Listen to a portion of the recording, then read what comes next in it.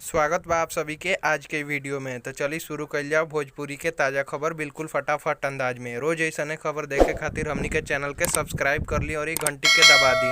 पहिल का खबर आ रहल बा भोजपुरी के दबंग सुपरस्टार खेसारी लाल यादव के ओर से, जिनकर गाना कूद जइहा कोरा में फुल वीडियो सॉन्ग आदि शक्ति फिल्म्स ऑफिशियल यूट्यूब चैनल पर रिलीज कल गई रहे, जना के भोजपुरिया दर्शक लोग खूब पसंद कर रहल बड़े और ये गाना के 17 घंटा में 2 मिलियन यानी 20 लाख से ज्यादा बार देखल जा चुकल बा।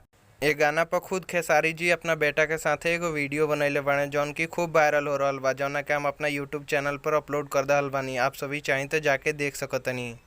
दूसरा खबर निकल के आ रहल बा भोजपुरी के पावर स्टार पवन सिंह और प्रियंका सिंह के ओर से, जिनकर गाना 9 बजे से पहले फुल ऑडियो सॉन्ग माँ अम्मा फिल्म्स के ऑफिशियल यूट्यूब चैनल पर रिलीज कर दहल गइल बा, जौना कि आप सभी चाहें तो जाके सुन सकीले।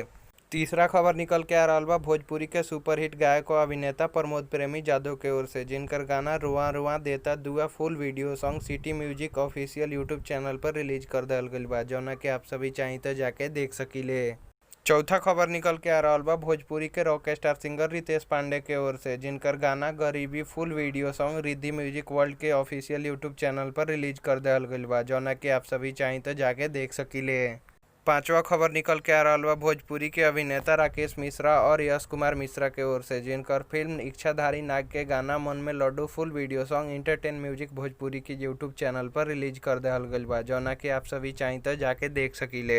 छठा खबर निकल के आ रहल बा अभिनेता गुंजन सिंह के ओर से, जिनकर गाना बबुआ मरल भूख से फुल वीडियो सॉन्ग आदि शक्ति फिल्म्स के ऑफिशियल यूट्यूब चैनल पर रिलीज कर दहल गइल बा, जौना कि आप सभी चाहें तो जाके देख सकीले। सातवां और आज की आखिरी खबर निकल के आ रहल बा दीपक दिलदार के ओर से, जिनकर गाना नैहरवा रोए यारवा full audio song world wide records Bhojpuri के यूट्यूब चैनल पर रिलीज कर दहल गइल बा, जौना कि आप सभी चाहें तो जाके सुन सकीले। तो आज के वीडियो में बस इतना ही। वीडियो के देखे खातिर आप सभी के बहुत बहुत धन्यवाद। अगर वीडियो अच्छा लगल तो लाइक करी, शेयर करी, कमेंट करी और हमनी के चैनल के सब्सक्राइब कर ली।